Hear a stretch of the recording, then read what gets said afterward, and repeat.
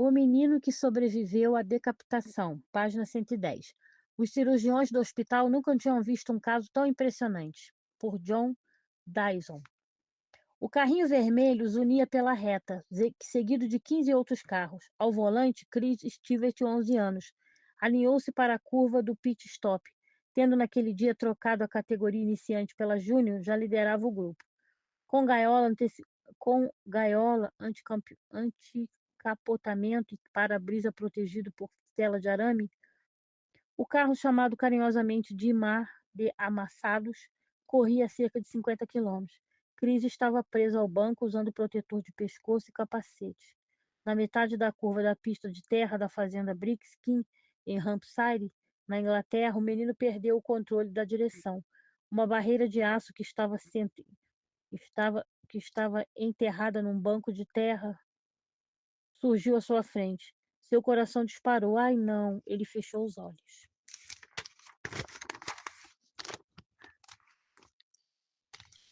O baque surdo do carrinho atingindo a barreira deixou apavorados os motoristas, os parentes e os torcedores do encontro dominical do Tottenham Motor Clube. Em setembro deste ano, os juízes agitaram bandeiras vermelhas e luzes de emergência. Piscaram suspendendo a corrida. John Stewart, pai de Chris, correu até o carro e desligou o motor.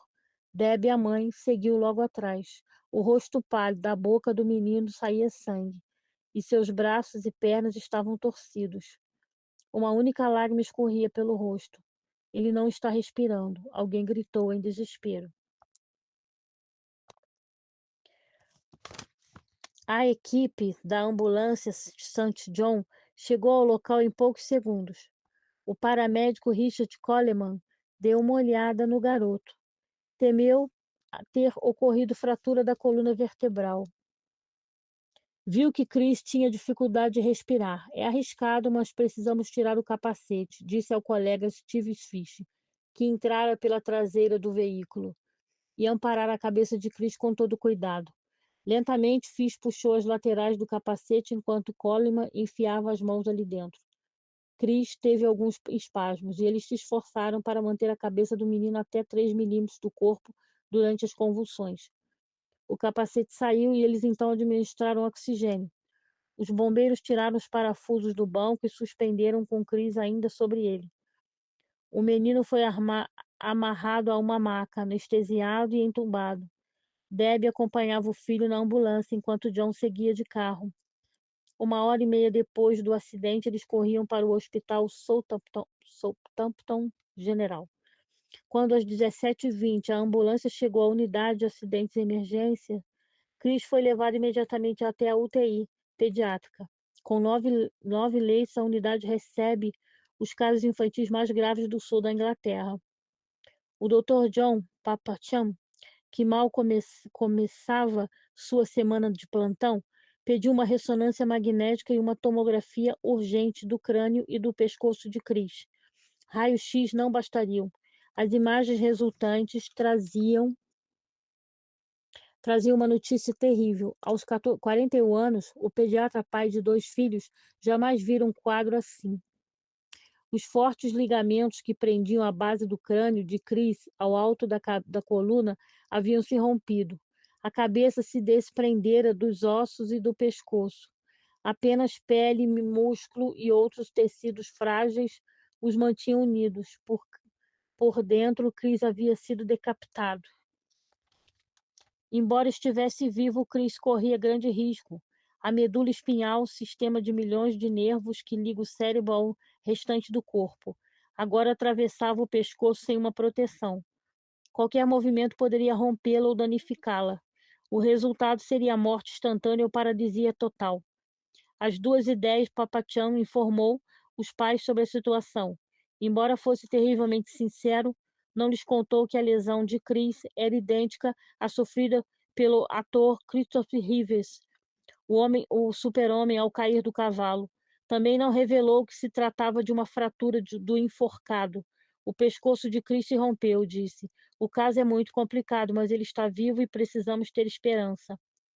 Enquanto Chris permanecia anestesiado e respirava com a ajuda de um aparelho, Papachan consultava sua equipe e outros especialistas. Foi decidido que chamariam o melhor cirurgião de coluna que havia, o grandão. Evan Davis, 40 anos, jogara rugby até pouco tempo como atacante, por isso tinha aquele apelido. Com mãos enormes, ele havia se especializado em cirurgias mais delicadas e difíceis. Na manhã seguinte, examinou as imagens dos exames com fascínio profissional. A lesão chamada de luxação atlantocipital LAU era mais conhecida por médicos legistas do que por cirurgiões, porque as vítimas geralmente morriam. Davis tinha visto aquele quadro apenas uma vez em sua carreira e o paciente adulto morrera de infarto durante a cirurgia.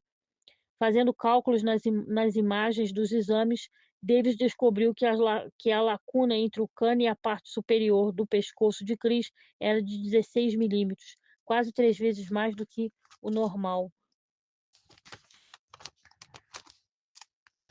Sobreviver a um LAU era tão raro que a literatura médica só relatava um caso que servia de orientação em situações semelhantes. Outros eram desanimadores. Das 16 crianças vítimas de LAU, estudadas por uma equipe da Filadélfia, 8 haviam morrido no local. 3 tinham morrido de outras complicações.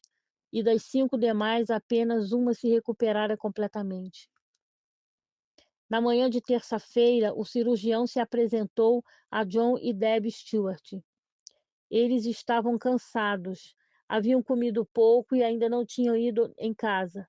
O homem que lhes estendeu a mão era enorme, com o pescoço largo, com os olhos irradiavam inteligência e segurança. Oi, cumprimentou-os, animado. Posso falar um instante com vocês? Nada demais. Numa pequena sala de espera, ele lhes contou o pior. Chris tem uma lesão grave no pescoço e é preciso operá-la. O cirurgião esboçou um desenho ao explicar como religaria o crânio ao pescoço, com hastes de titânio aparafusadas nas vértebras, para que formassem a cabeça.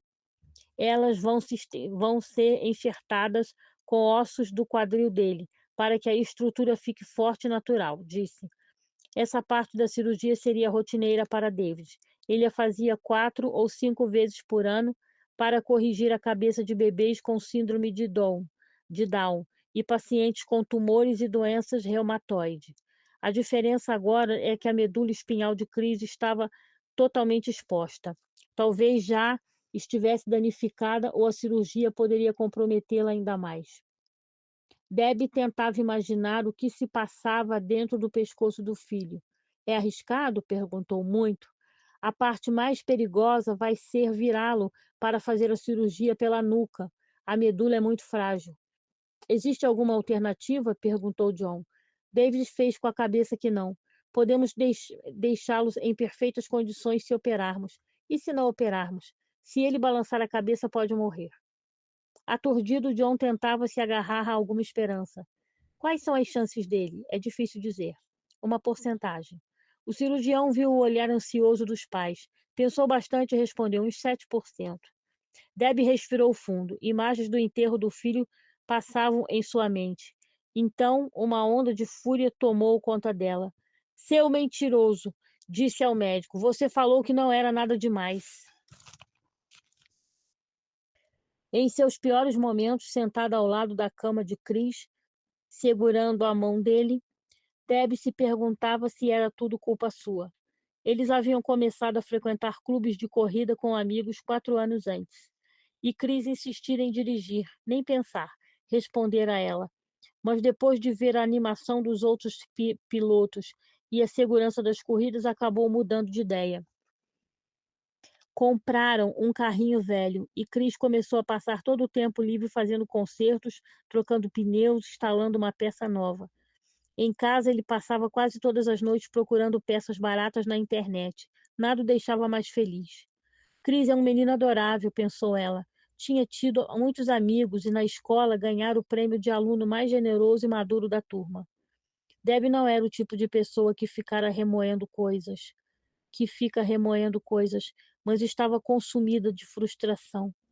Mãe servia para consertar as coisas, tornar tudo melhor. Agora ela se sentia impotente. Naquela tarde, o irmão Patrick de 9 anos, e a irmã Sophie, de 7, foram visitar Chris. Papacham colocou-os em bancos altos, perto da cama, e explicou o que eram os fios e tubos que saíam do corpo inerte de Chris. O respirador que jogava ar em seus pulmões, o sensor que testava o sangue e monitorava a pulsação, o sedativo que o fazia dormir. Ele vai ser operado, continuou Papacham. Nós esperamos que sobreviva, mas vocês têm de estar preparados. Talvez isso não aconteça. Patrick saiu com os olhos cheios de lágrimas, mas Sophie falava com animação. Não seja bobo, disse. Todo dia, Chris faz exercícios e o site de saúde da BBC diz que isso ajuda na recuperação. Os médicos assentiram, sorriram e não o contradisseram. Às 10h50 de quarta-feira, Deb e John beijaram o rosto pálido do filho, que era conduzido para o elevador. Foi difícil largá-lo e os dois sabiam que aquela talvez fosse a última vez que o viam com vida. Na sala de cirurgia, a equipe de 8 médicos e enfermeiros se preparava para o perigoso primeiro passo, virar Chris de bruços. Papacham planejara o procedimento meticulosamente, para que todos os sensores de monitoração ficassem no lado certo quando ele fosse virado. Um cirurgião cardiotorácico se mantinha a postos, para o caso de Chris sofrer um infarto durante o procedimento. Chris estava deitado na mesa de operação com a cabeça projetando-se para fora dela, mas animada, com uma bola de rubis nos braços musculosos de Evan Davis. O protetor do pescoço foi cuidadosamente retirado. Agora tudo dependia de manter a cabeça em perfeito alinhamento com as vértebras cervicais, para que a medula não se dobrasse ou esticasse. 4 médicos e enfermeiros passaram as mãos por baixo do corpo do menino e o suspenderam. Os outros 4 de frente para ele prepararam-se para recebê-lo. Vamos virá-lo quando eu contar até 3, avisou Davis. 1, 2, 3. Devagar. Chris era girado enquanto o cirurgião mantinha o queixo do menino alinhado com o umbigo. A equipe deitou Chris na mesa. Davis conduziu o rosto dele para uma armação acolchoada, semelhante a uma máscara de mergulho. A estrutura foi fechada para que ele não se mexesse. Graças a Deus deu certo, suspirou Papacham. Em seguida telefonou para a família que aguardava na cantina. A primeira parte correu bem, disse. O resto cabe a Evans. Davis e sua equipe assumiram o comando. Os enfermeiros rasparam a nuca de Chris e o cobriram com um pano esterilizado. Davis fez um corte de cerca de 10 centímetros no comprimento. As vértebras pareciam uma fileira de ovos e de codorna em meio à carne rosada. Em homenagem ao deus grego, era como um pires grande com um buraco no meio, onde a medula espinhal se ligava à base do crânio. A seguinte, articulada a ela, era o áxis. Juntas, as duas permitiam que a cabeça se virasse na vertical e na horizontal. A terceira C3 era parecida com as demais vértebras da coluna. O plano era criar 2 traves de metal, formando uma forte entre a cabeça e o pescoço, uma ponte entre a cabeça e o pescoço. As extremidades superiores seriam parafusadas no crânio, as inferiores no áxis em C3. Davis ajustou 2 hastes de titânio, com cerca de 35 centímetros de comprimento, marcou os lugares exatos onde os parafusos seriam inseridos no osso e, com um furador, fez um orifício minúsculo. Em seguida, usando uma broca elétrica, furou o osso com cuidado. Aos 6 milímetros de profundidade, parou e conferiu o trabalho com a ajuda de raio-x, para se certificar de que não estava furando o cérebro com a medula. aprofundou cada orifício a 9 milímetros e conferiu em seguida 12. Por fim, com parafusos especiais, prendeu as hastes. David parou e alongou o próprio corpo. Chris estava estabilizado, mas o trabalho não havia terminado. Qualquer metal quebra se o contorcemos. Portanto, a estrutura precisava ser fundida aos ossos com material biológico. Células ósseas do quadril de Chris foram misturadas a grãos de ossos sintético, e a massa resultante foi passada nas hastes e nos parafusos. Os grãos eram alveolados, para que as células ósseas pudessem passar por eles e se fundir. Quando Chris voltou ao leito da UTI, às 18 horas, havia uma grande diferença. Nenhuma amarra o mantinha imóvel, nenhum aparelho na cabeça, nenhum protetor no pescoço. Debbie viu os olhos azuis se abrirem. Chris, é a mamãe, disse. Pisque se você souber que sou eu. Chris piscou. A grande questão agora era a paralisia. Teria a virada do corpo ou a própria cirurgia danificado a medula? Papatião conversou com ele. Chris, você consegue mexer a mão direita? O polegar da mão direita se ergueu. Parecia que Chris estava de volta, mas o lado esquerdo permanecia inerte, e ele ainda não respirava sem a ajuda de aparelhos. Deb e John foram advertidos sobre a possibilidade de Chris viver como alguém que teve um AVC, com o lado esquerdo do corpo semi-paralisado.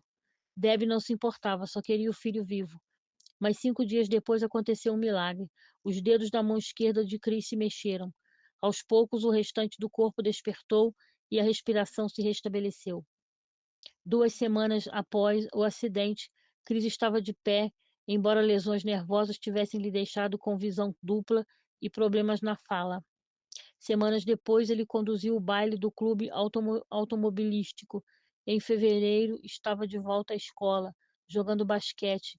Meses depois, um amigo perguntou o que ele faria no fim de semana. De sorriso aberto, Chris fez com as mãos o gesto de dirigir para sugerir que correria. Com um olhar firme, mas afetuoso, a mãe interveio. Nem pensar, mocinho, nem pensar.